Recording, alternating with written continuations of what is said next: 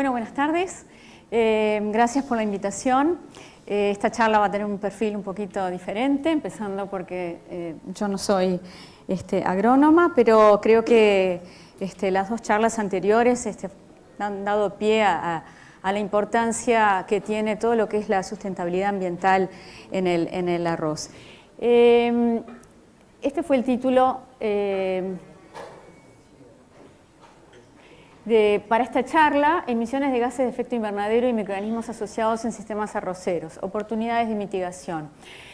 Voy a presentar algunos resultados de proyectos anteriores, entre los cuales hubieron distintos responsables: el ingeniero Roel, el ingeniero José Terra, la doctora Pilar Irizarry, Facultad de Agronomía, y quien habla. Y preparando esta charla, empecé a sacar la cuenta que hace 10 años que comenzamos con el primer proyecto FPTA en esta aventura de las mediciones de los gases de efecto invernadero. Podemos empezar entonces con simplemente una breve recapitulación para saber de qué estamos hablando, qué consiste un gas de efecto invernadero. Algo que es de conocimiento bastante general, pero es bueno empezar a precisar los términos. Entonces tenemos aquí en esta diapositiva lo que es el efecto natural en la atmósfera, los gases que se producen naturalmente, como el anhídrido carbónico, el gas metano, en una condición normal, en la cual la mayor parte es emitido hacia afuera de la atmósfera.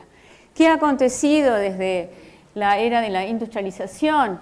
Es que empezaron a aumentar las concentraciones de anhídrido carbónico, sin duda, gas metano, también óxido nitroso, que tienen la característica que son gases que tienen una alta capacidad de absorber a la altura del infrarrojo, y entonces dejan de escapar o escapan en menor cantidad de lo que es una situación normal y irradian nuevamente hacia la Tierra, y eso produce el aumento de las temperaturas.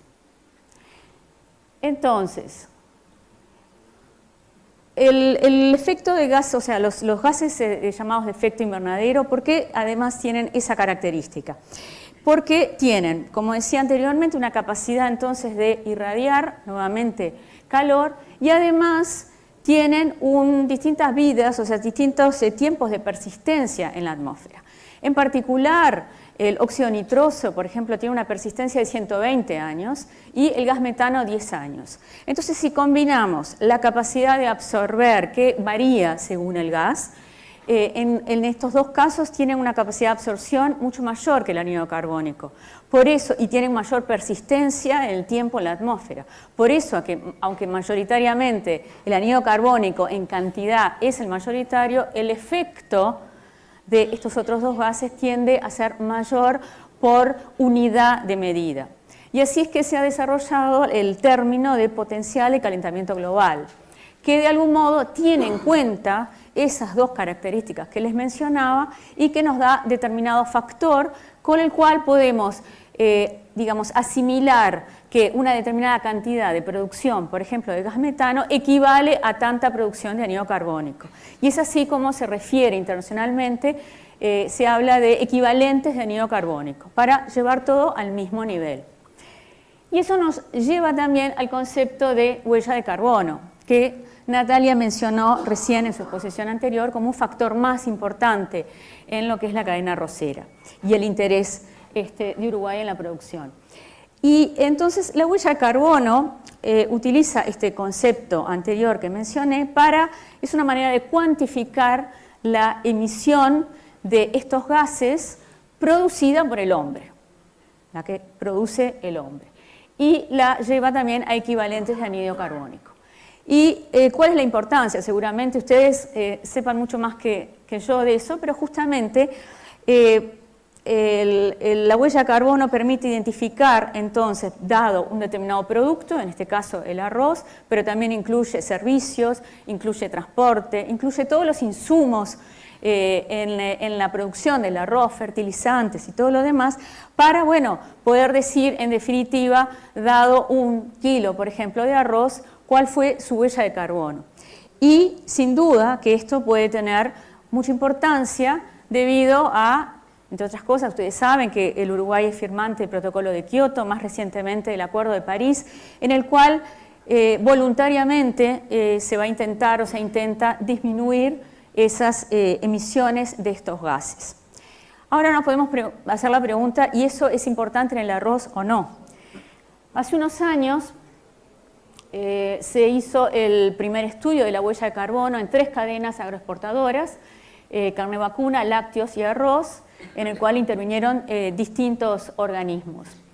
Y aquí me pareció interesante, esto ya ha sido publicado previamente, pero simplemente para tomarlo, una representación gráfica de las emisiones de gases de efecto invernadero correspondientes a cada una de las actividades e insumos involucrados en la fase productiva primaria, que equivale a 1 kilo de arroz cáscara.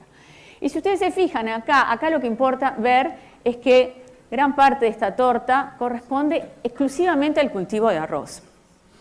Eso, de algún modo, es el problema, pero también nos da la solución, nos permite acercarnos a la solución, porque quiere decir que a pesar que el cultivo de arroz es un contribuyente menor, es un 4% del 90% de las emisiones, en particular de metano, que produce el sector agropecuario en nuestro país. Sin embargo, dado el posicionamiento que tiene el arroz a nivel internacional y que aunque todavía no las hay, digamos, todo el tema de las barreras para arancelarias, que eventualmente ante un consumidor exigente nos obliga, pienso yo, a acercarnos a tener eso en cuenta para eventualmente tener un rédito económico también mayor. Y que también contribuye al carácter diferenciador de este sector productivo. Entonces, vemos que donde podemos actuar eventualmente el mayor contribuyente es el cultivo mismo. Entonces, sumado a eso, en el transcurso de estos 10 años de trabajo conjunto con el INEA, creo que fue en el 2009, si no recuerdo mal, se creó este grupo de trabajo en arroz, del cual Uruguay es cofundador. En su momento estuvo en la codirección Álvaro Roel, ahora desde el 2013 está Gonzalo Zorrilla, con el cual hemos viajado con los dos por el mundo en más de una oportunidad, pero que de algún modo también lo que pretende esta alianza, y este grupo, perdón, es una parte de la Alianza Global de Investigación en el cual pretende, abarca distintos alimentos en el mundo y que pretende entonces hacer una producción sustentable, entre ellos tratando de reducir la emisión de estos gases de efecto invernadero. Y aquí algo que es también muy importante, que por supuesto no lo teníamos cuando empezamos con el trabajo en el 2007, este grupo ha estado desarrollando una serie de guías, de prácticas de cómo medir estos gases en los arrozales. ¿Por qué me refiero a esto? Es muy importante, como ustedes bien saben, o sea, cuando ustedes dicen este suelo tiene tanto contenido de nitrógeno, es de acuerdo a una determinada técnica, de tal manera que yo lo mido acá, lo mido en la China, me tiene que dar lo mismo. Con respecto a esto es algo parecido, solo que no hay todavía, o no había hasta el momento, un protocolo a seguir y cuando nosotros arrancamos de algún modo tuvimos que improvisar. Pero la idea es ir a esas prácticas, que es lo que está acá en esta parte de la transparencia, unas guías para que de algún modo todo el mundo cuando está midiendo, mida de la misma forma y puedan extrapolarse los datos. Porque eso pienso yo que también tiene interés en tener esos datos más fidedignos, los cuales vamos a hablar luego. Algo que quería mencionar, alguien puede pensar cómo se calculó esto. Se calculó en base a indicadores, de algún modo, que se han hecho en otros lados, a lo que voy. El panel, el IPCC, el panel intergubernamental de cambio climático, se basó en mediciones hechas básicamente en el sudeste asiático durante una serie de años, en los cuales, de acuerdo al sistema de producción, al sistema de riego, al fertilizante, todo un montón de factores que ustedes manejan, se puede estimar, de acuerdo a la práctica del lugar, estimar las emisiones. Pero justamente en la Global Alliance se hace mucho hincapié en que son necesarias mediciones propias, porque es bien diferente los sistemas de cultivo, las prácticas, los suelos y lo demás. Entonces, de algún modo se está promoviendo que para tener una verdadera, fideligna huella de carbono basado, se tiene que basar en datos propios, en datos reales. Y ahí entonces, nuestra pasión por medir estos gases en el arroz. Y para ver de qué estamos hablando, este esquemita, justamente que en realidad lo saqué de la guía esta de prácticas que tiene ahora la Global Alliance, donde muestra sintéticamente las distintas vías de emisión, tanto de metano como de óxido nitroso, durante los dos periodos de inundación y el periodo que está seco. Y si ustedes se fijan, aquí se representa básicamente la parcela inundada, ¿verdad? Esta es el agua. Entonces aquí este cubo representa la cámara que ponemos en el arrozal para medir. Y si ustedes se fijan acá, este color acá es la emisión de metano. La emisión de metano, básicamente el 90% de la emisión de metano del arrozal inundado proviene de la planta, del arénquima, sale por ahí. Hay algo de emisión que puede salir por difusión del agua, pero es absolutamente despreciable, es mínima. Por eso las flechitas que están sobre las plantas. Por eso es tan importante siempre al comparar en la cámara que incluya el mismo número de plantas, ¿verdad? O sea, eso es parte de la dinámica.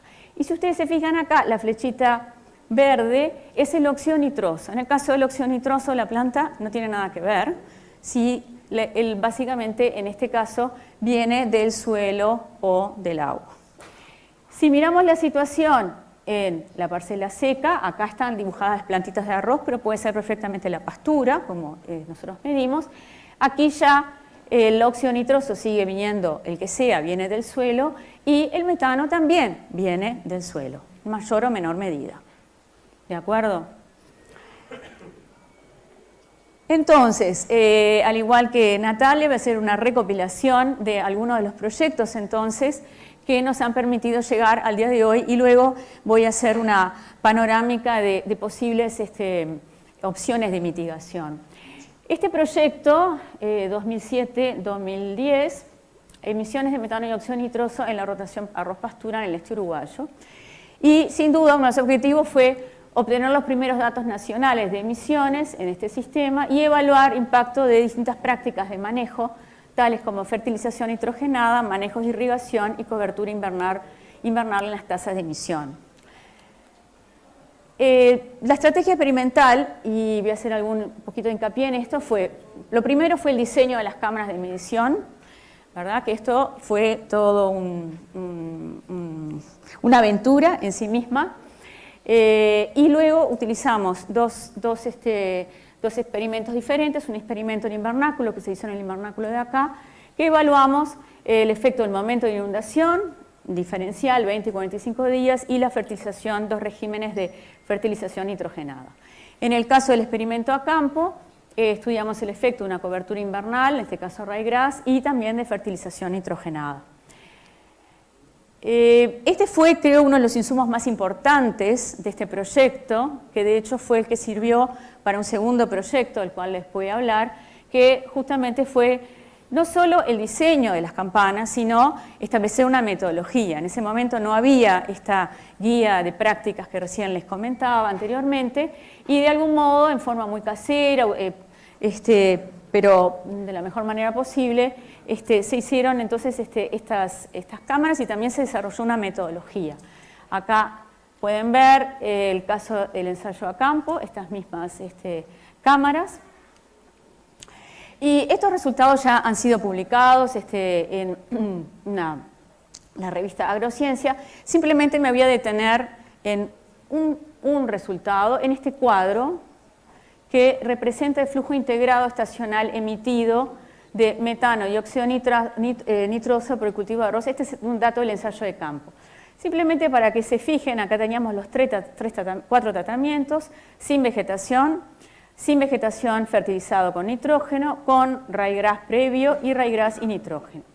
Y si ustedes se fijan acá tenemos los flujos integrados estacionales de metano, de óxido nitroso, y ven que en realidad las únicas diferencias significativas que encontramos fue justamente luego en el cultivo en el cual había tenido ryegrass y nitrógeno. Y eso en base también a lo que nos explicaba Ignacio, obviamente el ryegrass, que tiene una alta relación carbono-nitrógeno, hizo justamente que evidentemente luego eso se reflejó porque había mucho más carbono disponible. Y van a ver luego que el carbono es un insumo fundamental a la hora en particular de la producción de metano, no tan así de óxido nitroso. Este proyecto además nos permitió, el FPTA nos permitió entender la dinámica de emisiones, que nos ayudó a luego continuar en los otros proyectos y saber cuándo medir. Realizar las mediciones es una cosa bastante engorrosa. En realidad la situación óptima sería tener medidores automáticos como los que vimos con Álvaro cuando estuvimos en Japón, en el cual está todo automatizado y la cámara se mide una vez por día o más veces por día. Eso de momento es impracticable, entonces teníamos que ser efectivos en los momentos para poder medir, para poder sacar datos y mejorando nuestra base de datos. Y simultáneamente entonces a la fundación de este grupo empezó a aparecer el concepto del manejo seguro de déficit controlado de agua, que era una manera que ya se había visto a nivel experimental que permitía reducir sobre todo las emisiones de metano, que son las más importantes en el ciclo arrocero. Nos vamos a centrar más en eso. Pero a su vez había muy distintas prácticas según el lugar del mundo. En el trabajo que lideró Álvaro, que tenemos una publicación internacional y tienen todos los detalles aquí en esta publicación de línea, se estudiaron, justamente se trató de cuantificar estas emisiones bajo dos manejos de riego contrastantes en el cultivo de arroz, siguiendo un poco esta filosofía de ahorro de agua, mejorar la productividad de agua y siempre manteniendo el rendimiento. Eso está clave, ¿no? Eso es clave en nuestro sistema. Brevemente, para mostrarles un poco, dentro del experimento, este experimento era más ambicioso, pero dentro de lo que fue la parte de medición de gases de efecto invernadero nos concentramos en el sistema de riego clásico, en el cual hay una inundación continua a partir de los 30 días después de la emergencia, se mantiene la lámina de agua hasta que luego el drenaje y la cosecha. En el sistema de riego restringido, sin embargo, la situación es un poquito diferente, en el cual en esta parte del cultivo se comienza con suelo saturado, luego se deja de regar hasta que baja un 50% de su capacidad y luego ahí se agrega nuevamente agua. Entonces se alternan en esta etapa condiciones digamos, de anaerobiosis y condiciones más aerobias, ¿no? Lo que está aquí representado. Y luego el ciclo comienza igual. Dos comentarios. Uno es algo que estuvimos viendo, qué pasa con las emisiones de óxido nitroso. El perfil, y acá simplemente les quiero mostrar en esta gráfica que representa el flujo de óxido nitroso versus los días después de la emergencia, que las veces que pudimos medir, porque la frecuencia era semanal, pero hubiera sido mejor, obviamente, hacerla diaria, es que se trata de pulsos, ¿verdad? Que de algún modo obedecen a eventos que puede ser una lluvia, simplemente, una fertilización. Eso es algo que es como que el óxido nitroso entonces aumenta y luego baja rápidamente. Eso hace difícil, digamos, poder estimar la emisión de óxido nitroso a lo largo de todo el cultivo porque habría que estar básicamente midiendo todos los días. Pero de algún modo nos permitió observar ese perfil que es bien diferente de lo que es el perfil de la emisión del gas metano, que en realidad, como decíamos, es el que más nos importa desde el punto de vista del sector. Y aquí Y aquí podemos ver, entonces, básicamente la gran diferencia entre estas dos gráficas, si ustedes se fijan, es que aquí, esto es el experimento que consistió en 3 zafras, 3 años continuos de mediciones en la zafra de arroz, y si ustedes acá se fijan, básicamente hay a determinado momento que empieza la emisión que alcanza un máximo y luego va decayendo.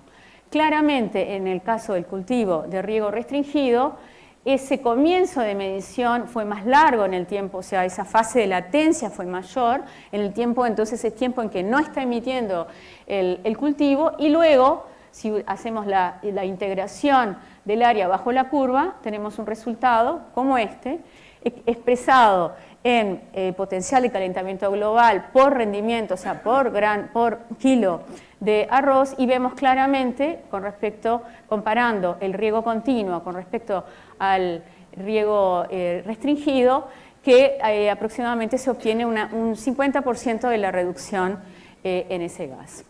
Siempre acá es importante que la clave es mantener, obviamente, el rendimiento del cultivo. Y finalmente esto nos llevó al proyecto actual, un proyecto Innovagro que utiliza el sistema de rotaciones que también describió Ignacio, en el cual nosotros nos concentramos solo en 3 tratamientos, ¿verdad? El arroz continuo, el arroz de pastura larga y la rotación con soja, tratando también de llevar a cabo estas mediciones para ver si había algún efecto entonces de las rotaciones arroceras sobre las emisiones. Aquí tenemos la tercera generación de cámaras, ya la tecnología ha mejorado mucho, es un sistema de cámaras apilables que permite seguir el crecimiento del cultivo. Y también acá tenemos 3 ventiladores para tener la mejor representatividad de la toma que estamos realizando. Y también desarrollamos algunas cámaras en condiciones de secano, de pastura, o en el caso de la soja también utilizamos estas.